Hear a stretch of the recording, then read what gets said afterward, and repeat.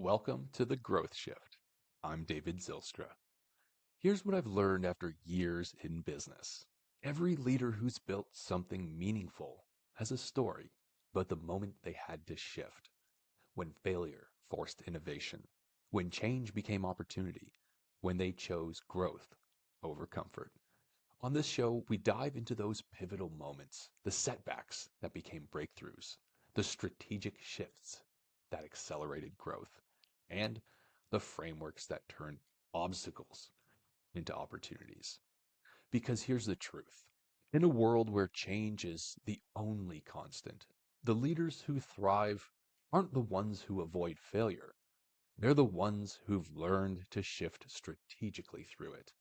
So whether you're facing your own pivot point or just want to learn from someone who's been there, you're in the right place.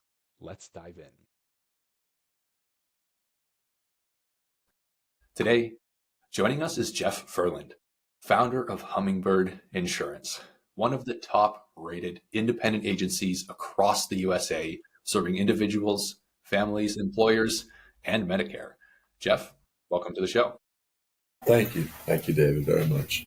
It's a pleasure having you here. Geoff, you're one of the top-rated agencies across the US. Can you share a little bit with us about your journey in the industry and how Hummingbird came to be in a top spot? I mean, my journey is pretty unique. I mean, I honestly started with a very much a bootstrap budget, David. I mean, under $5,000, honestly, but just myself, a very small office. But I've been lucky, and want to say I've made some of the right moves at some of the right times over the years. Now we're 11, almost 12 years old. We've grown, luckily, in a way that's been very organic and very much where we still pay attention to our clients on an individual basis. But my agents have done well. I don't have a lot of agents. I have a small agency. I call it a boutique agency. But we have garnered an outsized share of reviews or reputation or what you might want to call it for how we conduct business. Well, that's fantastic. Geoff, I think maybe you're being a little bit humble, I've got to say. You're using words like you got lucky, you were in the right place at the right time, or the right opportunities came at the right time. But you're rated one of the top in the country. So clearly, even if there's an element of luck, for everyone who puts in the right amount of work over the right amount of time, success will come. Right? What do you feel was maybe some of... I appreciate that, David, but let's be honest. Let's be really honest here, okay? The American insurance industry, at least, I don't know about over in Ireland or Europe so much, but here it's very much a staid industry. The average age in health and life insurance is 60.5 years old for an agent. You know, my average age of agents is somewhere in the 40s, probably. I'd have to work that out. Maybe low 40s.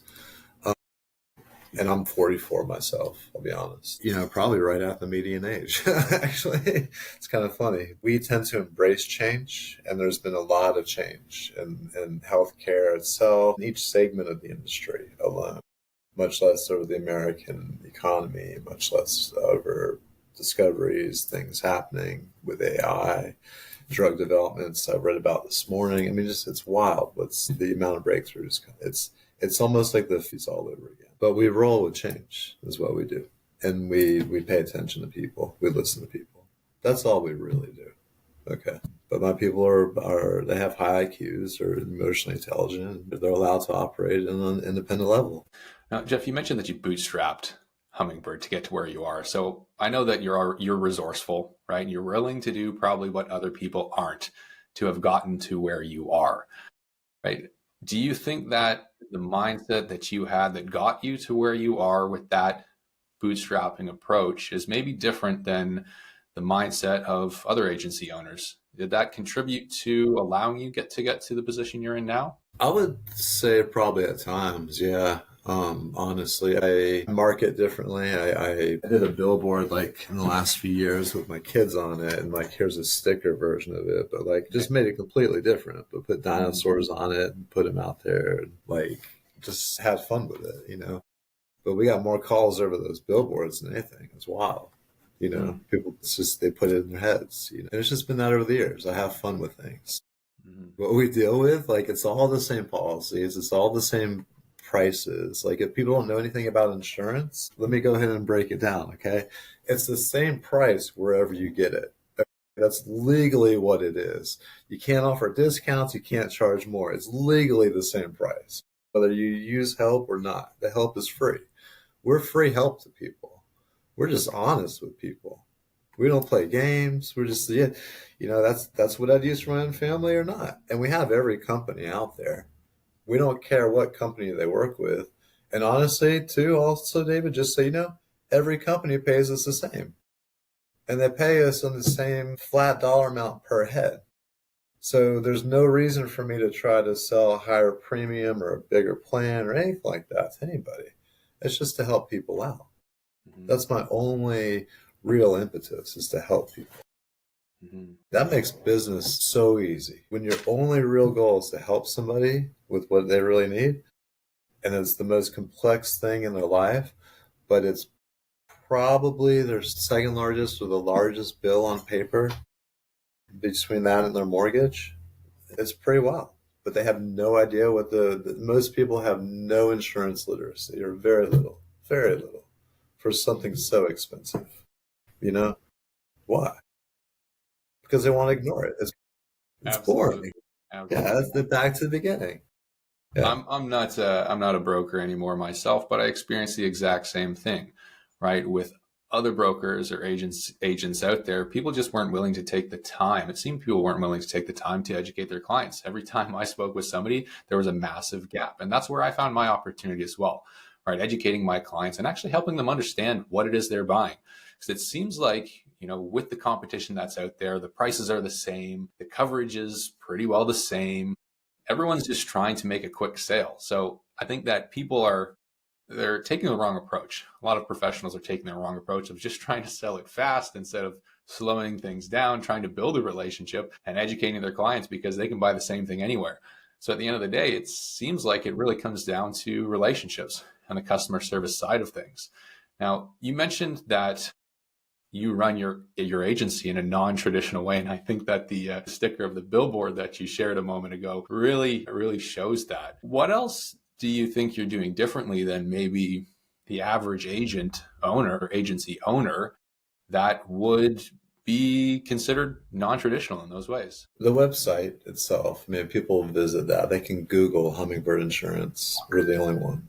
They'll come and take a look. I named it Hummingbird, which most insurance agencies honestly are named either after the person's last name or the street they're on or something. And one way that we take it very differently. So in health insurance, most health insurance agencies or agents that anybody runs into, there's really what I call three silos in health insurance. I call them silos because if you understand one or you get special in one, you usually don't understand the other two. So essentially, it's group health insurance, which most of the market or most people are in. But the rules and the laws on the back end of that, and I say the back end, I mean for spouses and dependents, that all changed about like 19, 20 months ago. But most people don't realize that in the US. It could save most people, most spouses and dependents on group plans, a lot of money. But most people aren't paying attention. So there's that like whole thing sitting out there, right? And then you got the individual and family market, which is the self-employed people, the non-group insurance, the people on alternative or non-marketplace plans, the people on the ACA Obamacare marketplace, all of that kind of. But those are people under 65. And then you have people that are Medicare beneficiaries. They're usually over 65 or disabled or whatever category, okay? But those are the three main categories or silos of health insurance. But if a health insurance agent learns one of those, they typically don't know the other two that well. But at Hummingbird, where we're unique in one way, is that we actually do deal with all three lines, and we deal with all the different carriers on them too.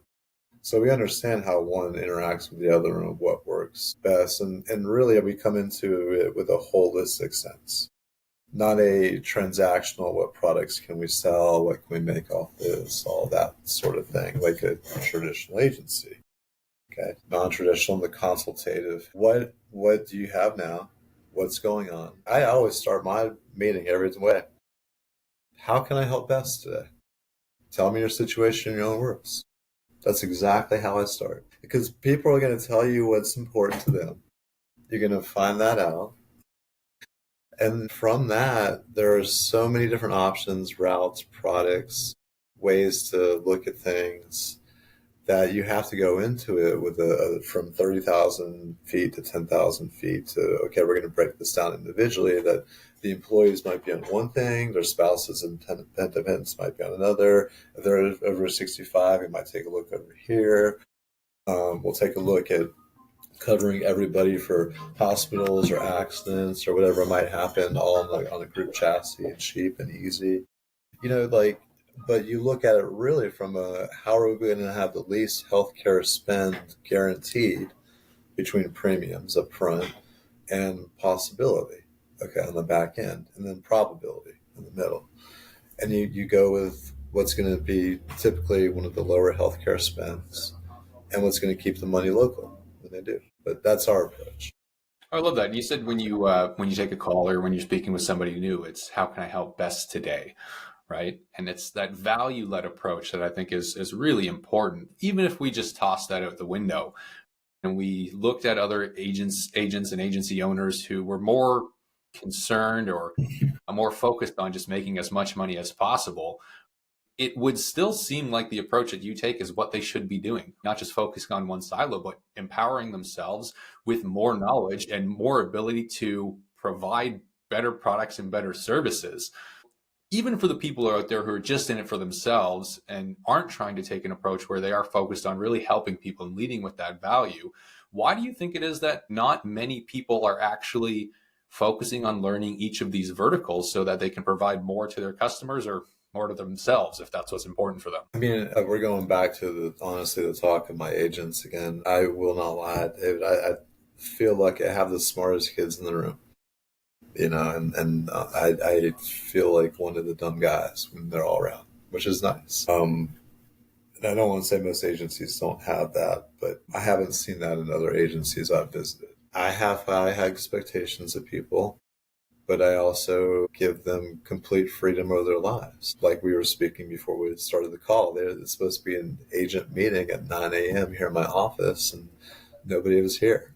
And I was just laughing about that, but they're all living their lives and they're doing right, and they're all have high ethics and there's zero complaints, and we have 5-star reviews, and it's just all those things. So like, what am I going to say? What am I going to do? They're some of the highest producing agents in the state, all of them. On average, they just aren't in the office. You make me think of a magnet that used to be on the refrigerator when I was growing up, but it said "Don't shit on me," playing on words, a pun there. But you say what other people should do, and I don't know what other people should do. And people ask me for advice all the time, and I'll give it out, or I'll tell them what they're asking. But I mean, how much people listen and how much they don't. It's funny what that really comes down to in life, isn't it? Mm-hmm. I love that. And it sounds like, you're taking a great approach to running your agency, and you have the respect, the trust, and the appreciation of your agents who you also provide that sense of, or that the respect to, right? You provide them with the freedom and the trust to do their job, and they do. There's no restraints, and it seems that there's no real limitations for them either because of this non-traditional approach you take. I think that's fantastic. Geoff, you weren't always in insurance, were you? I believe previously you were a director of business development in a couple of different industries. So coming from Boone, it's been nice here in Asheville. And yes, I got into banking early on and worked a few different banks and learned commercial banking and acquisition, development, construction lending. I really learned green lending. And when I was very early on, I worked heavily in that. I went from there to mortgages right when the subprime implosion happened in the U.S. That was really fun working that. Yeah, wow. Went from there to, that's actually when I got an insurance license later. And my first foray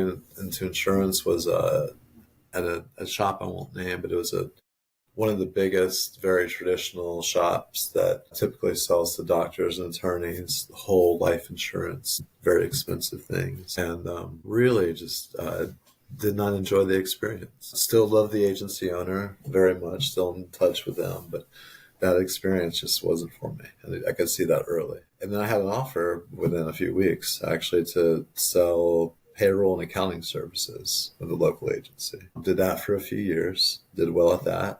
I happen to know tax accounting and things like that from my history. And then the ACA law was coming up live, the Obamacare ACA. So the first year of the marketplace, in short, the person I was working with for payroll and accounting, he and I opened a agency together with me as a managing agent.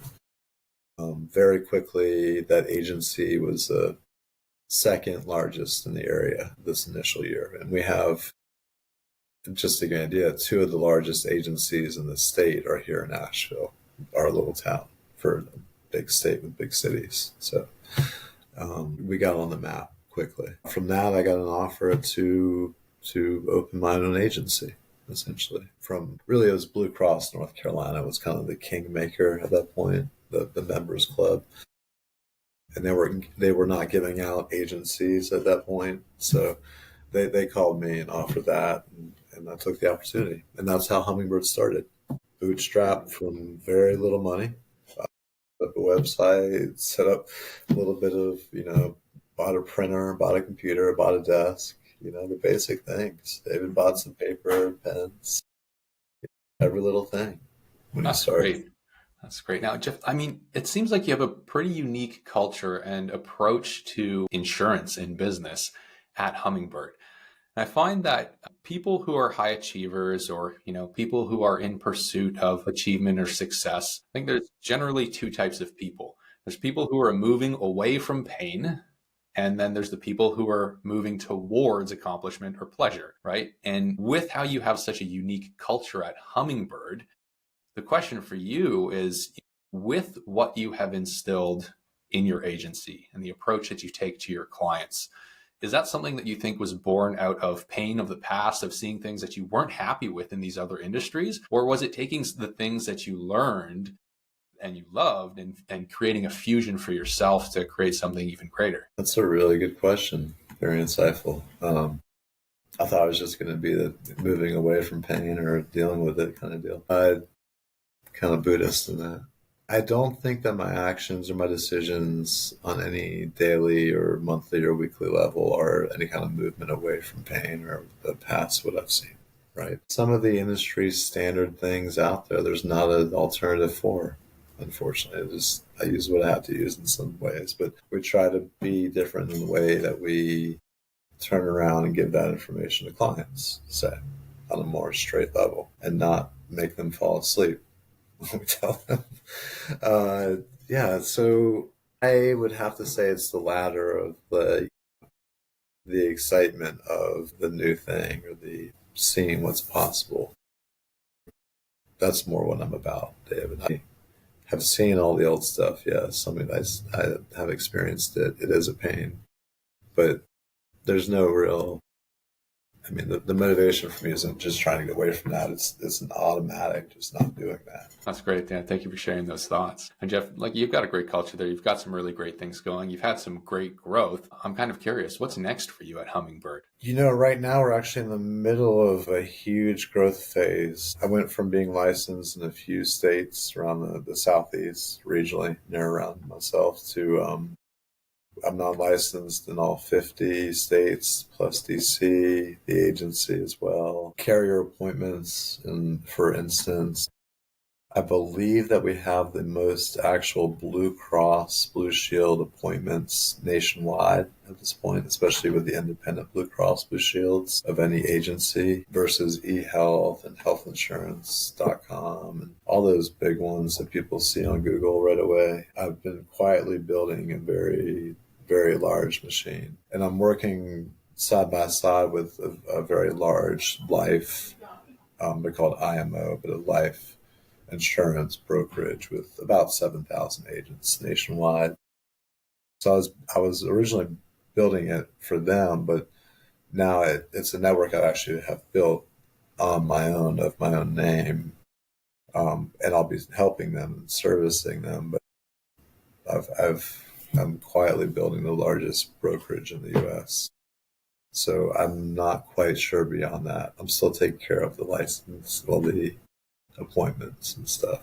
Yeah, well, even just going from being licensed in a handful of states to all 50 states, that alone, it sounds like it was probably quite a bit of work to manage. You said that you have a boutique agency, you have a smaller team. How is it that you're managing this growth, or how is it that you're really going to be able to bring into the business necessary to sustain it? I have to figure that out. I don't know. At this point, on paper, the numbers we're running are on par from what I heard with people that have agencies that have entire departments. But I've had all of my things checked out and they all fly in a sense. Like I just had to write up a data privacy protection measures paper, essentially, and went back and researched all the systems we have and what ties together and pass muster with a data team who has a whole data team. And it's higher than what they do, apparently. They came back with. So you got me, man. I don't know. I'm just trying to do the best I can. I try to pick each piece the best I can, honestly. So my job as an agency owner, David, really, I tell my people, it's basically two things. It's one, make sure they all get paid, pay out all the stuff. That's what I do. The reality.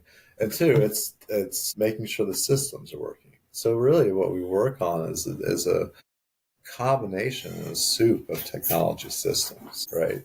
And not all systems work perfectly. And people assume that like the web page is easy to build and it just works. And that's so like the littlest thing on a web page can be so complex and people have no idea. No idea. Most people. Sorry. Yeah, but just making all the systems work and tie and actually all that, that's what I do. Try to do. That's great. That's great. I want to come back to the systems piece and chat a little bit about AI. But before that, there was one more question that was on my mind as well. I mean, in health insurance, you said yourself, you all have the same products. They're all the same prices. Of course, you're providing a different approach to your clients, a different level of service, and really building relationships for the long run, it sounds like. I'm kind of curious for maybe other agents who are out there who are listening to this and saying, wow, like he's really making a name for himself. He's growing fast. He has all this experience in business development previously. Could you share any tips or any guidance for them with how it is you approach client acquisition, right? Again, with such a saturated industry or a busy industry and so many competitors out there, how is it that you actually stand out? Because usually when people hear insurance, most people walls go up, right? So it's hard to really show people what you do from the inside until they're in the inside, if that makes sense. We've never paid for a lead. I don't buy leads. I do not do the traditional agency. Most of the business we get is referral or people searching for us or searching, whatever, health insurance agency. And our rating, our reputation. Most people use Google or some other side business. We're on all of them. I make sure that my agents are educated and that they're acting ethically and that the systems are working for them. That's what I do. Well, hey, you've come a long way in 11 years without buying any leads and doing things organically. So it's very impressive. I think most people out there who are spending thousands, if not tens of thousands on leads and aren't able to compete, even with you, I think it's a lesson to be learned in the power of relationships and referrals. I appreciate that. We're just putting our heads down. We're dealing with all the changes in the industry as they come along daily. We keep our clients educated. A lot of our clients happen to be within the medical profession in one way or another. Just it's grown that way organically. Yeah, like at this point, my agents' calendars and lives are pretty full. I have to figure out ways to really make their time more efficient, but without losing a personal touch. And that's one thing that, like, no offense, but AI agents are not really going to take over is that personal touch and hearing it in our voice of, yeah, there's changes in your health plan this year, but they're not that alarming. And this is what you really need to look at. Let's slow down here. An AI is never going to do that. It just isn't. So we're comfortable in we're some of the younger agents in our profession overall. We're one of the top educated agencies. I feel like I'm running the best systems, but I'm fine. I'm constantly testing them and figuring it out. So as long as I can keep up with technology and or have the right people around me, like that's really the name of the game right Mm. Yeah, I'd love to learn more about that as well, because obviously, going through, even just we look at the financial crash of '08, a lot has changed since then, especially in terms of technology. So for someone such as yourself to find such a place in insurance, it's assumed that you would be leveraging technology and keeping up with it, as you said, but it's a challenge, right? Especially when you are going from being a more localized agency to a national one. Systems change, growth rates change. What sorts of things are you looking at right now to leverage in terms of technology to help you keep up? So the ACA marketplace, it currently is essentially healthcare.gov and like 19 what they call SBE, state-based exchanges. Okay. And they're all their own independent proprietary systems. Some are the same designers, but not all. There's no uniformity there.